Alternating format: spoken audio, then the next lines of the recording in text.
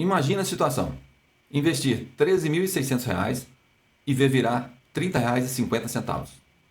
Uma perda de 99,72%. Infelizmente, essa foi a minha história com ações da Oi. Não foi azar, não foi o mercado, foi erro meu. E hoje eu vou te contar os 3 erros que eu cometi para que você não perca dinheiro da mesma forma que eu perdi o meu. Se você está pensando em começar a investir, ou se já investe e tem muitas dúvidas, fica aqui porque esse vídeo vai te poupar tempo, dinheiro e principalmente dor. Vamos lá? Olá, eu sou Marcelo Schissel e você está no canal Agora Você Aprende a Investir, Agora Vai. Vamos ao contexto. Era 2020. A Oi estava em recuperação judicial desde 2016, mas os canais de finanças e investimentos estavam empolgados.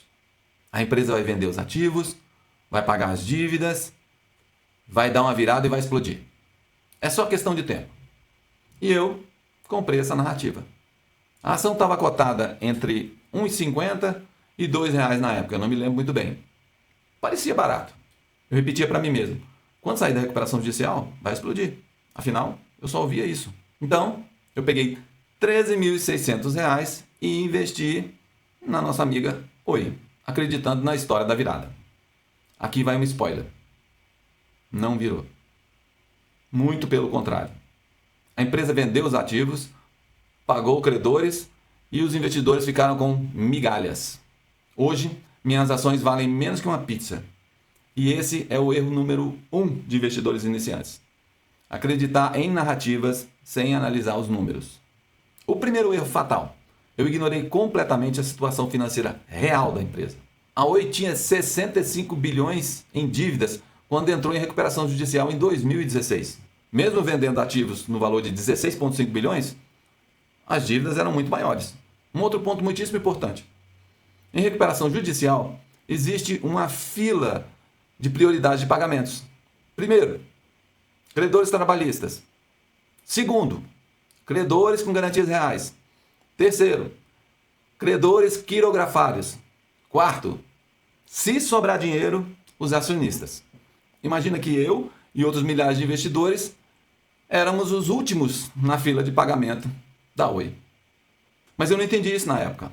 Achei que vender ativos por 16,5 bilhões ia significar o ponto de virada.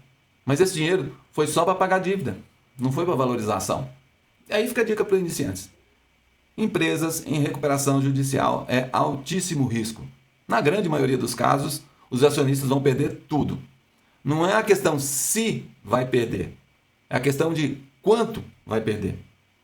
O segundo erro. Eu segui recomendações de canais e analistas famosos, entre aspas, sem questionar nada, sem verificar nada. Eu só ouvia coisa do tipo, a Oi vai virar, é questão de tempo, tem potencial de 300% e um monte de outras bobagens que se falava na época. E eu comprei essas ideias sem questionar.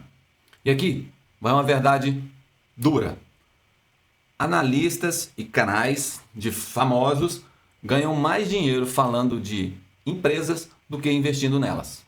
E alguns falam em empresas em recuperação judicial porque ela dá view, ela dá engajamento.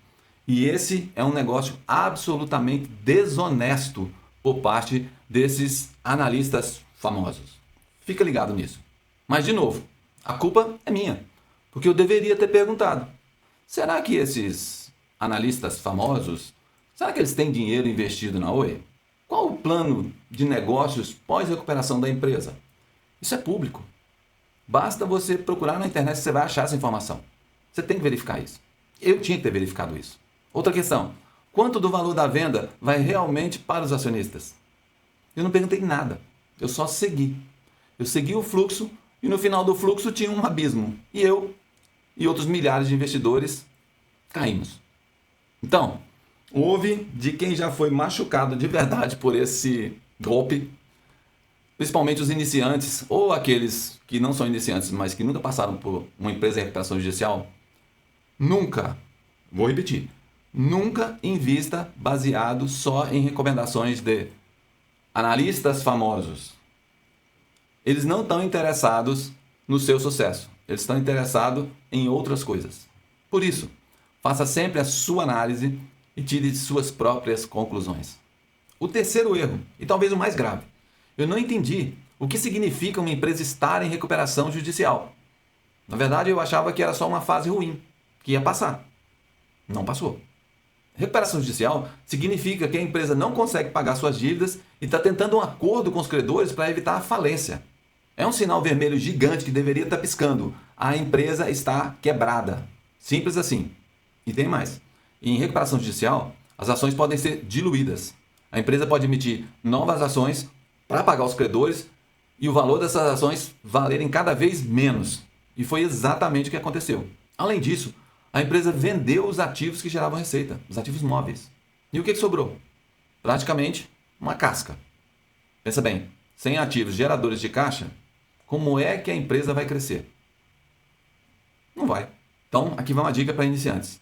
Empresa em recuperação judicial é para investidores experientes, aqueles que entendem muito de reestruturação empresarial. Se você está começando, fuja dessas ações. Simplesmente não é para você. Então, recapitulando os 3 pontos de atenção que a gente deve ficar muito ligado. Empresas em recuperação judicial com dívidas colossais. Segundo, seguir narrativas otimistas de gurus, especialistas. E terceiro, não entender como funciona a fila de pagamentos em recuperação judicial. Se eu tivesse feito uma análise de 30 minutinhos naquela época, eu não teria investido em Oi. E o pior é que a informação estava aí, estava pública. Dívida de 65 bilhões, venda de ativos e ordem de pagamento. Ou seja, os acionistas, os últimos da fila. E sabe o que é o mais frustrante? Eu tinha esse dinheiro, R$ 13.600, em 2020. Se eu tivesse investido isso em boas ações e até mesmo em título público, eu teria uns R$ 30 mil. São 5 anos de investimento. É um bom prazo. Mas ao invés disso, eu tenho R$ 38,50. Aí você deve estar perguntando, mas por que esse maluco não vendeu isso ou não vende isso? Porque eu acho que a melhor coisa que tem é você aprender com seus erros. Então, para mim, toda vez que eu olho a minha carteira e vejo as ações da Oi, eu tenho certeza que eu nunca mais vou repetir esses erros que eu acabei de falar para vocês. Então, eu mantenho essas ações na minha carteira para eu nunca esquecer do que eu fiz. E para você que está começando, faça sempre perguntas difíceis. Se você não tiver respostas positivas e claras, não invista. Simples assim. Bom, eu estou falando de 2020, mas e hoje? Hoje a gente tem as IAs, as inteligências artificiais, que ajudam bastante a gente a não fazer as besteiras que eu fiz com essa história que eu estou te contando. Então, a gente pode fazer um prompt muito simples. Eu vou mostrar para você agora como é que você pode ser ajudado pela IA para não fazer a besteira que eu fiz. Vamos lá. Eu fiz esse prompt aqui, a resposta já está gerada, porque às vezes demora e o vídeo fica muito longo. Então vamos aqui. Analise os riscos de investir em Oi BR3, considerando que está em recuperação judicial desde 2016, em dívidas de 65 bilhões e vendeu ativos por 16,5 bilhões. Aí você pergunta, é um bom investimento? Aí, eu não sei se você sabe, mas às vezes a IA ela dá uma mentira pra gente, né? Eu não sei por que acontece isso, mas ela faz. Então, eu sempre estou pedindo agora para ela mostrar as fontes de onde ela se baseou a resposta dela. Isso é importante na hora da gente verificar se o que ela está falando faz sentido. Se você assistiu o meu último vídeo, você viu que a IA gerou uma informação falsa. E aí a gente corrigiu aqui no próprio vídeo. Olha só. Ela faz aqui um resumo executivo. Ela mostra que realmente estava devendo 65 bilhões. Ela já mostrou a fonte aqui, ó. Essa tela Time News. Aí coloca a parte que vendeu os ativos, 16,5 bilhões. Isso saiu na InfoMoney, que ela pegou essa informação. Bom, aí ela continua a análise aqui e ela traz que teve problemas subsequentes e novas dificuldades financeiras judiciais ainda ocorreram. Isso baseado aqui na própria Oi. No perguntas e respostas aqui sobre a saída da recuperação judicial.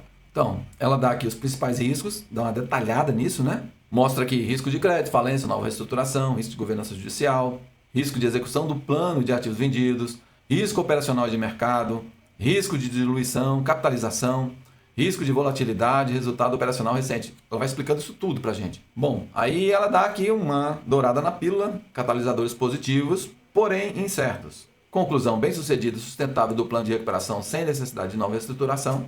Então, é incerto. A venda de ativos a preço justo que reduzam dívida ao ponto de permitir o CAPEX e o crescimento, em acordo com credores que minimizem a diluição dos atuais acionistas. A conclusão, que é o que interessa para a gente aqui. Para investidores conservadores ou com aversão à perda de capital? Não. Lembra? Simples assim. Para investidores especulativos, de risco, alta recompensa, pode ser considerado apenas com posições muito pequenas e bem controladas. Enfim, é para expertos no assunto, né? Aí dá uma regra prática aqui para você entrar com pouco e o que revisar. E finalmente ela passa aqui as principais fontes consultadas, que eu já dei uma olhada aqui, é tudo verdadeiro. Então, você já sabe, nós temos esse consultor gratuito hoje que é a inteligência artificial. Vamos voltar aqui. Isso está na sua mão. A gente pode usar isso o tempo que quiser, a hora que quiser, de madrugada, qualquer hora, e em qualquer lugar.